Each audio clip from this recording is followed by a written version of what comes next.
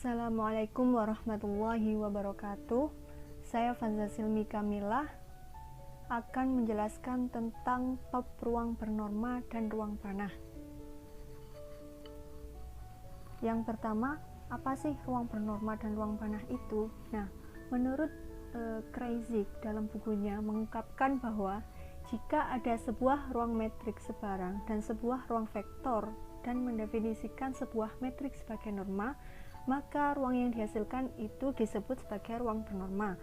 Dan jika ruang bernorma ini lengkap, maka ruang tersebut dinamakan sebagai ruang panah. Nah, ini adalah definisi secara tertulisnya. Ruang vektor X dikatakan bernorma jika terdapat fungsi bernilai real pada norm yang didefinisikan dari X ke R yang memenuhi sifat berikut. Yang pertama ada N1. Norm dari X itu lebih dari sama dengan 0. Norm dari X itu sama dengan 0 jika dan hanya jika X-nya itu sama dengan 0. Norm dari alpha X itu sama dengan mutlak alpha dikalikan norm X, dan norm X tambah Y itu kurang dari sama dengan norm X ditambah norm Y. Untuk semua X dan Y itu elemen X dan alfanya itu adalah skalar, maka disebut sebagai norma atau norm untuk X, dan pasangan terurutnya itu dikatakan sebagai ruang bernorma. Selanjutnya ruang panah. Setiap ruang vektor bernorm yang lengkap itu disebut sebagai ruang panah. Ruang panah itu adalah ruang bernorma atau ruang norma yang lengkap, sedangkan ruang norma adalah ruang vektor yang dilengkapi dengan fungsi norm. Selanjutnya, kelengkapan suatu himpunan adalah bila untuk sebarang barisan Cauchy-nya dalam himpunan tersebut konvergen ke himpunannya. Nah, maksudnya definisi tersebut itu menyatakan bahwa ruang vektor bernorma X dikatakan lengkap jika terhadap norma dengan dx, y itu sama dengan norma X min Y, dan X itu merupakan ruang metrik lengkap, yaitu jika untuk barisan Cauchy Xn di dalam X itu dengan sifat norm dari Xn kurang Xm itu konvergen ke 0, maka terdapat X, X besar itu sehingga norm dari X min Xn itu konvergen ke 0. Selanjutnya, metrik yang diinduksi dari norm. Ruang metrik itu sebenarnya adalah ruang linier yang suatu jaraknya itu diturunkan dari suatu norma yang diberikan oleh panjang suatu vektor. Sebelum itu kita perlu ingat definisi ruang metrik, yaitu sebarang himpunan tak kosong X disebut ruang metrik jika untuk setiap pasangan X, Y itu elemen X cross X yang didefinisikan bilangan real dx, y yang memenuhi syarat M1, M2, M3, dan M4 untuk semua X, Y, dan Z itu elemen dari X. Nah, fungsi D ini dikatakan metrik. Untuk X dan pasangan terurutnya X, D itu dikatakan sebagai ruang metrik. Nah, perlu diketahui bahwa setiap ruang bernorma itu boleh dipandang sebagai suatu metrik atau ruang metrik, yang mana fungsi jaraknya itu dx, y antara X dan Y adalah norm dari X min Y, dan pendefinisian ini memiliki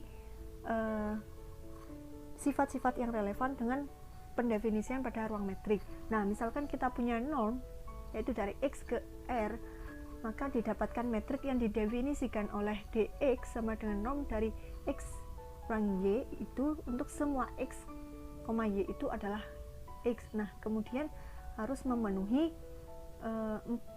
empat syarat atau ketentuan di ruang metrik. Nah, berarti ini kita punya dx, y itu sama dengan norm X min Y itu lebih dari sama dengan 0, dan dx, y itu sama dengan norm X kurangi Y sama dengan 0 jika dan hanya jika X-nya itu X kurangi Y itu sama dengan 0 atau X-nya sama dengan Y. Yang ketiga, dx, y sama dengan norm X kurangi Y sama dengan norm min 1 dikali y min x sama dengan norm y kurangi x sama dengan dyx. Ini tuh berdasarkan sifat yang harus dipunyai oleh ruang bernorma. Selanjutnya yang terakhir, dx, y itu sama dengan norm dari x kurangi y sama dengan norm dari x kurangi z ditambah z kurangi y. Sehingga ini kurang dari sama dengan norm dari x kurangi z ditambah norm dari z kurangi y sama dengan dx, z ditambah dz, y. Nah, dari sini kita bisa tahu bahwa ruang bernorma adalah ruang metrik. Tetapi perlu diketahui bahwa tidak setiap ruang metrik itu adalah ruang bernorma. Oleh karena tidak setiap ruang metrik adalah ruang bernorma, maka ada yang namanya lemma translation invariance yang bunyinya suatu metrik D yang diinduksi dengan norm tertentu pada ruang bernorma X itu memenuhi yang pertama dx tambah a, y tambah a itu sama dengan dx, y. Yang kedua d alpha x, alpha y sama dengan mutlak alpha dikalikan dx, y untuk semua x, y, dan a itu elemen x dan alfanya adalah skalar. Nah, ini ada contoh metrik yang bisa diinduksi dari norm. Di R pangkat 2 didefinisikan metrik dx, y sama dengan mutlak x1 min y1 ditambah mutlak x2 min y2. Maka norm dari x min y itu sama dengan x1 min y1 ditambah mutlak x2 min y2, di mana x-nya itu merupakan barisan x1 dan x2 dan y-nya itu y2, y1, y2 di R pangkat 2 atau ruang berdimensi 2. Nah, kita harus mengecek bahwa metrik ini memenuhi dua syarat ini. Yang pertama, dx tambah a, y tambah a itu sama dengan mutlak dari x1 tambah a min y1 tambah a ditambah x2 tambah a kurang y2 tambah a, maka sama dengan mutlak x1 dikurangi y1 ditambah mutlak x2 dikurangi y2. Yang ini itu merupakan atau setara dengan norm dari x min y sesuai dengan ini, akibat dari ini, sehingga ini sama dengan dx, y. Nah, yang selanjutnya syarat kedua, d alpha x, alpha y itu sama dengan mutlak alpha x1 dikurangi alpha y1 ditambah mutlak alpha x2 dikurangi alpha y2 itu sama dengan alpha x1 dikurangi y1 ditambah alpha dikali x2 min y2 itu sama dengan mutlak dari alpha dikalikan dengan mutlak x1 min y1 ditambah mutlak alpha dikalikan x2 min y2 yang sama dengan ini alfanya dikeluarkan, mutlak alpha dikalikan mutlak x1 dikurangi y1 ditambah mutlak x2 dikurangi y2 yang sama dengan mutlak alpha dikalikan norm dari x min y, sehingga mutlak alpha itu sama dengan mutlak alpha dikalikan dy, x dx, y. Selanjutnya ada contoh metrik yang tidak bisa diinduksi dari norm. Kita punya metrik yang didefinisikan dengan dx, y sama dengan mutlak x min y per 1 tambah mutlak x min y, maka norm dari x min y itu sama dengan mutlak dari x min y per 1 ditambah mutlak x min y untuk semua x, y itu adalah elemen atau anggota dari x. Yang pertama, dx tambah a, y tambah a itu sama dengan mutlak dari x tambah a dikurangi y tambah a per 1 ditambah mutlak x tambah a min y tambah a sama dengan mutlak dari x min y per 1 plus atau ditambah mutlak x min y itu sama dengan norm dari x min y, sehingga dx tambah a, y tambah a itu sama dengan dx, y.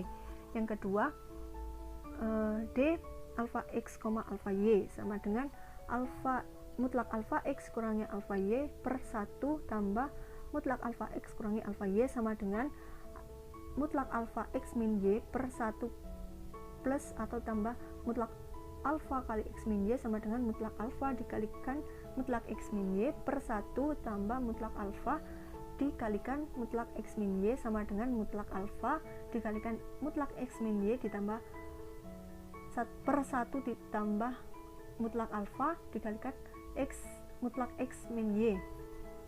Yang ini tuh berarti ini kan mutlak alfa dan ini bukan norm dari x min y karena normnya nggak ada alfanya di sini.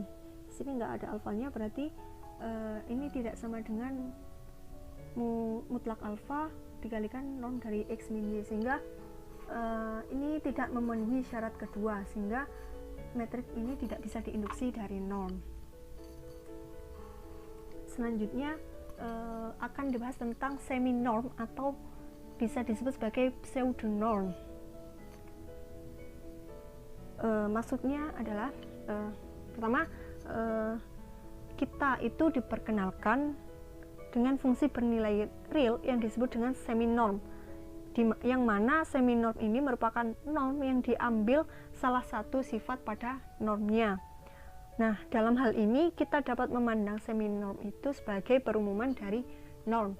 Untuk definisinya, misalkan X ruang vektor atas lapangan K suatu pemetaan atau suatu pemetaan P yang didefinisikan X ke R positif disebut semi norm jika Px-nya itu lebih dari sama dengan 0, P alpha X itu sama dengan mutlak alfa dikalikan Px, dan Px tambah Y itu kurang dari sama dengan Px ditambah Py. Untuk semua X, Y itu adalah elemen dari X dan semua alfanya itu elemen dari K.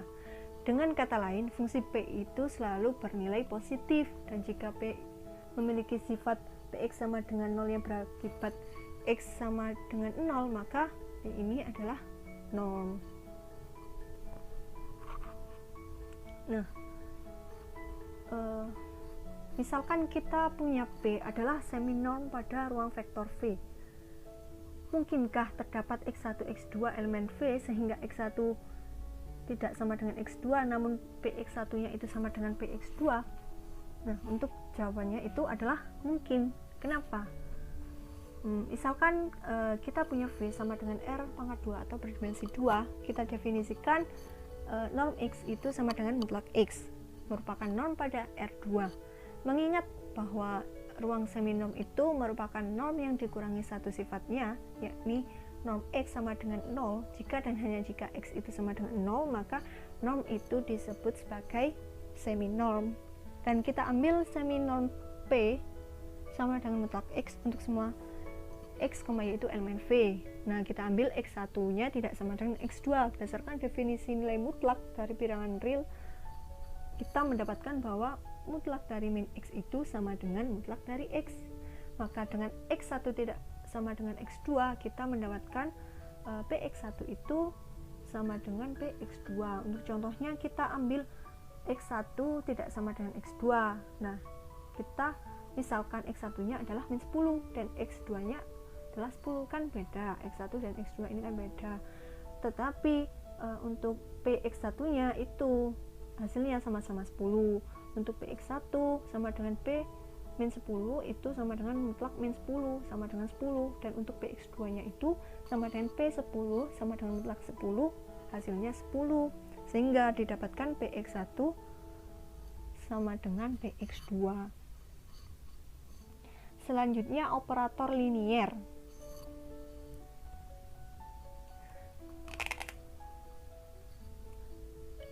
Definisinya, suatu operator linier T adalah suatu operator yang memenuhi yang pertama, domain dari T atau dt ini adalah suatu ruang vektor, dan ring dari T adalah suatu ruang bagian dari ruang vektor atas lapangan yang sama.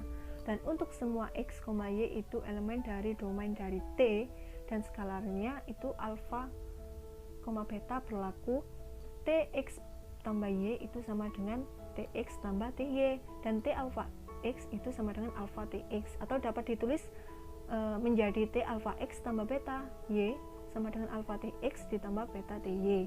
Nah, di sini kita gunakan TX untuk menyatakan beta dari X oleh operator T. Bisa kita perhatikan pada persamaan satu ini, persamaan ini mengungkapkan bahwa operator linear T adalah suatu homomorfisme ruang vektor ke dalam vektor lain, yaitu T-nya mengawetkan dua operasi ruang vektor, yaitu operasi penjumlahan dan operasi perkalian. Selanjutnya ada inverse operator. Definisinya, jika T yang didefinisikan dengan domain T ke Y adalah suatu operator linier dengan domainnya dt subset dari X dan ringnya RT, ring dari T itu subset dari Y, maka inverse T-nya didefinisikan ring dari D itu ke domain dari T adalah inverse dari T. Dan dimana dari sini kita tahu bahwa inverse T kali TX itu sama dengan X untuk semua X elemen domain dari T, dan T inverse TY itu sama dengan Y untuk semua Y adalah elemen dari ring T. Untuk selanjutnya ada operator linear terbatas yang definisinya yang pertama, misalkan X dan Y adalah ruang bernorma dan T dengan yang didefinisikan dt ke Y adalah suatu operator linear di mana domain T-nya itu subset dari X dan ring T-nya itu subset dari Y. T ini dikatakan terbatas jika terdapat bilangan real C yang memenuhi norm TX kurang dari sama dengan C dikalikan norm X untuk semua X-nya adalah elemen dari domain T. Nah, ini juga menunjukkan bahwa operator linear terbatas memetakan himpunan terbatas di domain T untuk atau pada himpunan terbatas di Y. Selanjutnya, jika suatu operator linear T adalah terbatas, maka kita notasikan norm T sama dengan supremum X elemen dt, di mana X-nya itu tidak sama dengan 0 itu norm dari TX per norm dari X. Nah, di sini C-nya adalah C yang paling kecil untuk semua 0, untuk semua tak 0 X elemen dt domain T. Dengan kata lain, dengan C-nya itu sama dengan norm T, sehingga dari sini kita mempunyai pertidaksamaan norm TX kurang dari sama dengan norm T dikalikan norm X. Nah, jika domain T-nya itu 0, kita definisikan norm T-nya adalah 0. Selanjutnya ada operator kontinu. Definisinya T, pemetaan T yang didefinisikan dengan domain T ke Y adalah sebarang operator yang di sini operatornya nggak harus linier dengan domain dari T-nya itu subset X dan Y-nya adalah ruang bernorma. Nah, T itu dikatakan kontinu di suatu titik di T, suatu titik di domain T itu jika memenuhi untuk semua epsilon lebih dari 0 atau positif itu terdapat delta positif, sehingga norm dari X min X0 itu kurang dari delta yang sama dengan norm TX dikurangi TX0 yang kurang dari epsilon untuk setiap X-nya itu elemen dari domain T. Nah, selanjutnya kita punya misalkan T itu X ke Y adalah operator linear terbatas, tunjukkan jika terdapat B itu lebih dari 0 atau positif sehingga norm TX itu kurang dari sama dengan B kali norm X untuk semua X elemen X besar, maka inverse T-nya itu yang didefinisikan oleh Y ke X ada dan terbatas. Nah, pertama akan ditunjukkan bahwa T adalah injektif. Karena T adalah injektif, maka kita punya T inverse T-nya itu ada karena T bijektif dengan asumsi T-nya adalah surjektif.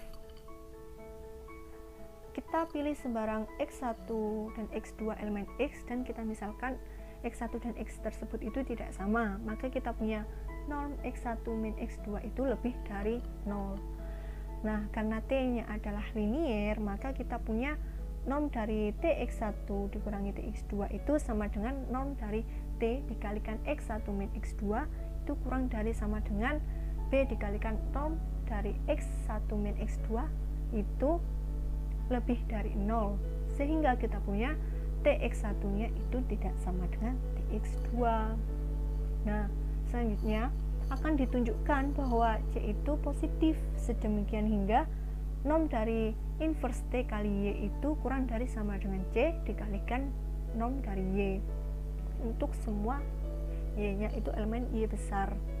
Nah, karena t adalah subjektif, untuk sebarang y elemen y besar dan x elemen x besar, sedemikian hingga kita punya y sama dengan tx. Nah, dengan adanya inverse t ini mengartikan bahwa x itu sama dengan inverse t kalikan y, sehingga norm dari t inverse ty itu lebih dari sama dengan b dikalikan norm dari inverse t kali y, maka norm dari inverse ty itu kurang dari sama dengan 1 per b dikalikan norm dari y, dimana y nya itu 1 per b dan positif atau lebih dari 0, sehingga dari sini terbukti bahwa inverse t nya itu ada dan terbatas. Nah, sekian penjelasan dari saya, kurang lebihnya mohon maaf. Wassalamualaikum warahmatullahi wabarakatuh.